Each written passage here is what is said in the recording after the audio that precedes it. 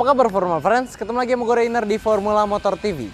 Seperti yang kita tahu, semenjak tahun 2017 di mana di peluncurannya, Ignis ini seperti belum bisa mengusik dominasi Brio Agya di segmen city car.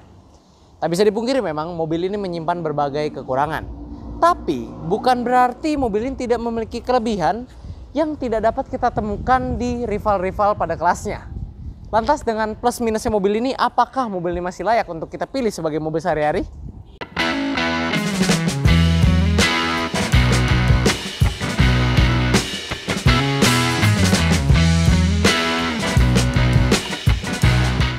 Unit yang kami gunakan hari ini adalah Suzuki Ignis GL manual 2020 facelift.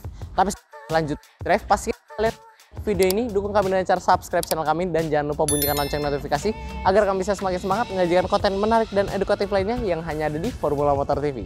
Oke, basa-basi lagi, yuk kita test drive. Pertama kita membuktikan dulu radius putarnya, dan memang kita nggak di tempat biasa kita karena kita membuktiin di satu jalan dua ruas ini aja kita cukup untuk putar balik ya. Lihat. Gak perlu repot-repot mundur. Ini adalah salah satu hal yang gak bisa dilakukan banyak mobil ya, banyak mobil pakaian sehari-hari ya, tapi ini bisa. Jadi ini salah satu keunggulan dari mobil ini. Dan memang radius putarnya kalau di atas kertas juga dia lebih baik daripada saingannya Brio. Nah, untuk posisi duduknya mobil ini sebenarnya gimana ya ngomongnya ya. Kita ini kalau posisi kursinya dulu ya, kita mulai. Ini yang bisa diatur tuh rebahnya dan udah ternyata sama maju mundurnya aja. Kalau tinggi rendahnya udah nggak bisa diatur lagi, maklum mobil kecil pengaturannya nggak sebanyak itu.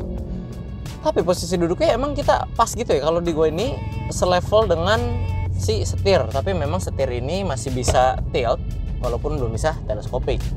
Tapi ini buat gue posisi berkendara yang terbilang cukup ergonomis untuk mobil di kelasnya. Apalagi di sini ada armrestnya satu, walaupun di sini memang nggak ada center console boxnya yang bisa dijadikan armrest. Jadi tangan kita penyangganya di sini aja.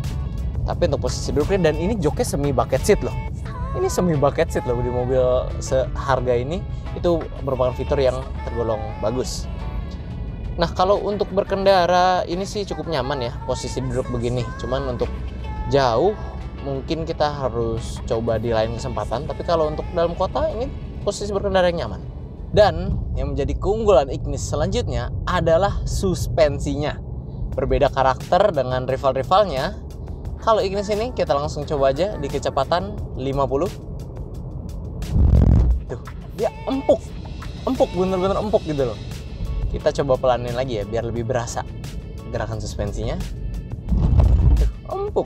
Bandingannya tuh empuk, gak beda lah kayak rival-rivalnya yang cenderung agak keras. Kalau dia ya empuk gitu loh. Jadi kalian ngelewatin speed bump kasar kayak gini atau lobang atau polisi tidur itu ya kalian akan berasa lebih nyaman karena memang empuk.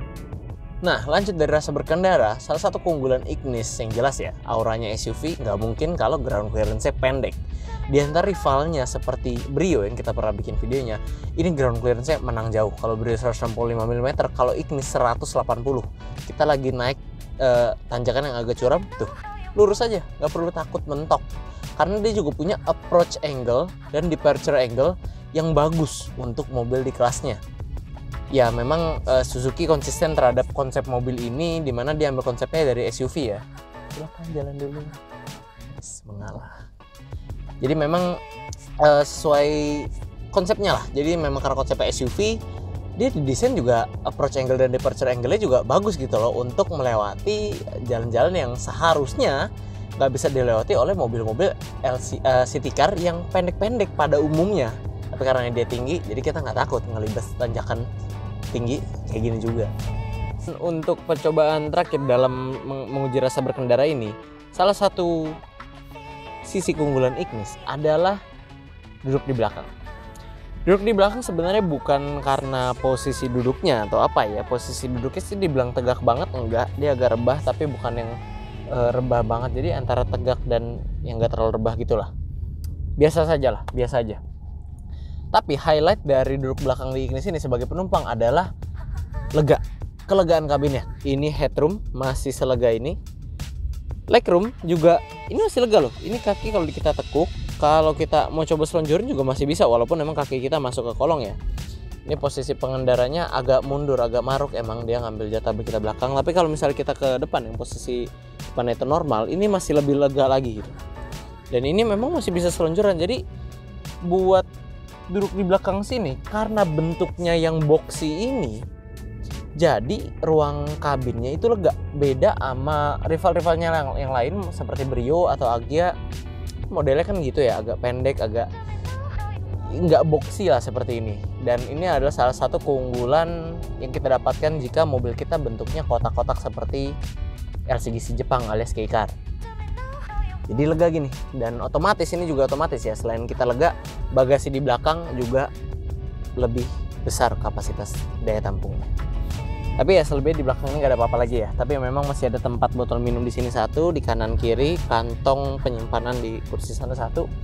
Ya selebihnya nggak ada apa-apa lagi sih. Ya wajar, memang City Car di kelasnya juga nggak ada yang fiturnya memanjakan penumpang belakang banget.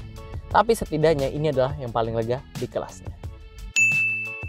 Salah satu kelebihan Ignis yang menurut kami patut kita perhatikan adalah modelnya. Model Ignis ini kita bisa bilang nggak mengikuti arus, di saat rival-rivalnya yang lain itu berusaha membuat mobil yang modelnya sporty. Kalau Ignis ini malah Suzuki desain mobil ini seolah-olah seperti SUV. Dan melawan arus itu menurut kami baik ya, karena jadi nggak ngikut-ngikutin yang lain. Dia punya gayanya sendiri, dan menurut kami itu adalah hal yang patut diapresiasi. Nah, dari Ignis tahun 2020 ini yang sudah facelift, kita mendapatkan perubahan-perubahan atau penyegaran yang membuat mobil ini terlihat semakin keren. Contohnya aja, kita dapat underguard baru dan grill yang baru, ya, dimana dua tambahan ini membuat aura SUV dari mobil ini terlihat semakin kental atau membuat Ignis ini terlihat semakin gagah. Nah, kalau soal velg, dia masih sama menggunakan velg yang berwarna hitam metalik, jadi masih senada lah dengan auranya dia yang memang SUV. Kalau dari belakang kita mendapatkan penyegaran dari bempernya yang model baru ini.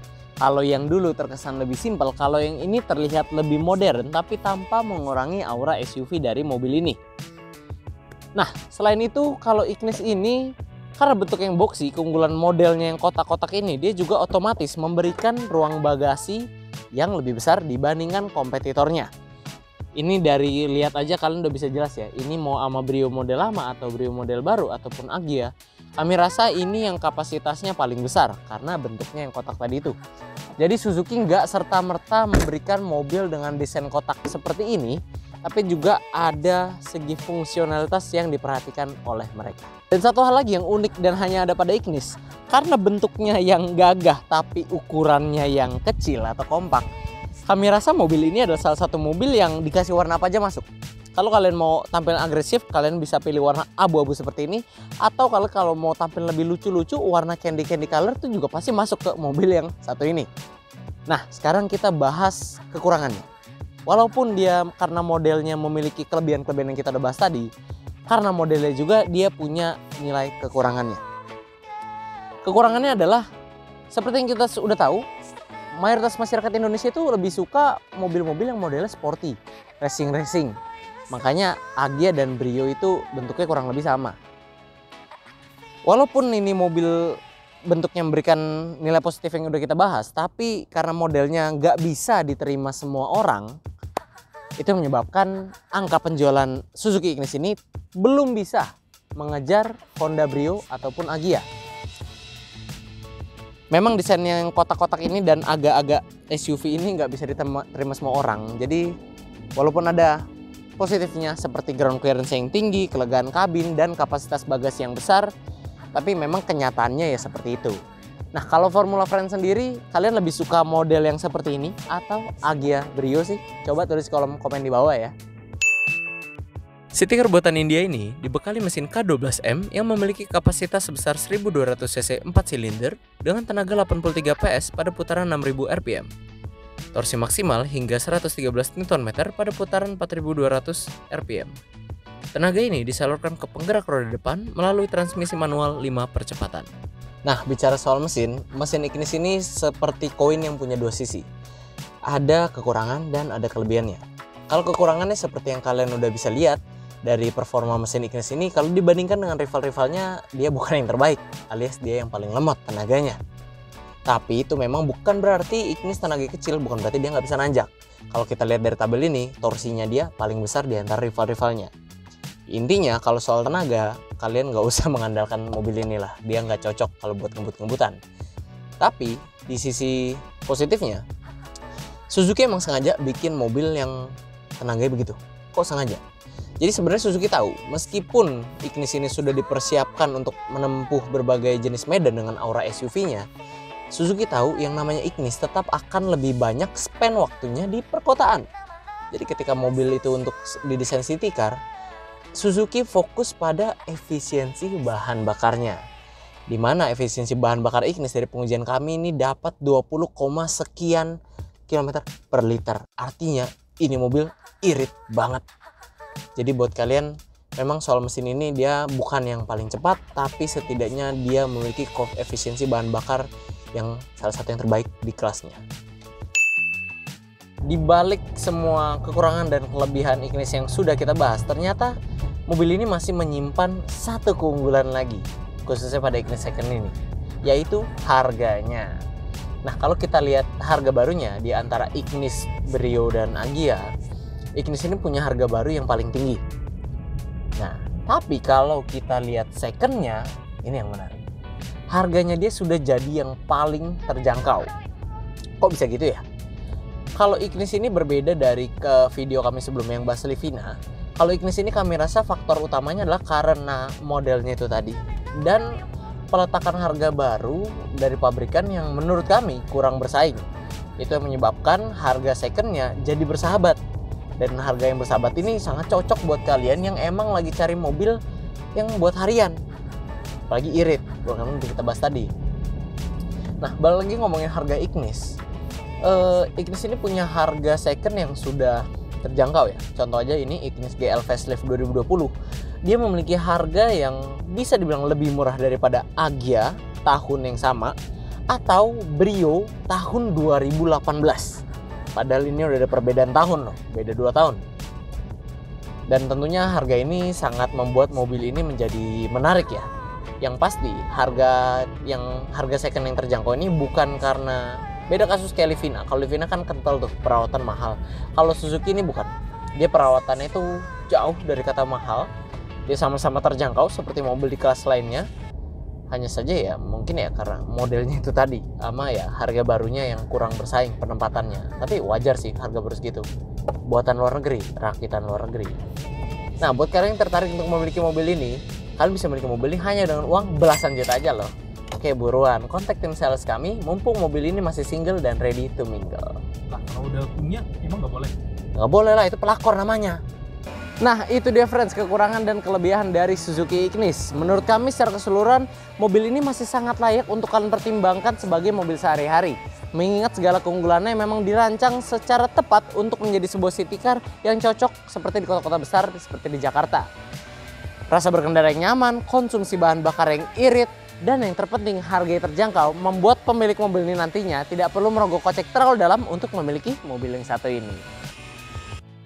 Dan yang tertarik untuk mengenal mobil ini lebih lanjut, kalian bisa hubungi kami resmi kami yaitu di sini, atau bisa juga ke Instagram sales kami yang ada di sini. Nah, buat formula friends lainnya yang mau melihat second berkualitas lainnya, kalian bisa kunjungi website kami di www.tripcast.com atau TikTok kami di _motor. Oke friends, sekian dulu untuk video hari ini. Kami tentu masih banyak konten menarik dan edukatif lainnya sajikan di channel YouTube kami yaitu Formula Motor TV. So, pastikan kalian like video ini bila menyukainya, dukung kami dengan cara subscribe channel kami, dan jangan lupa bunyikan lonceng notifikasi agar kalian tidak ketinggalan update dari kami. Pada akhirnya gue Renner pamit undur diri dulu, sampai ketemu di video selanjutnya.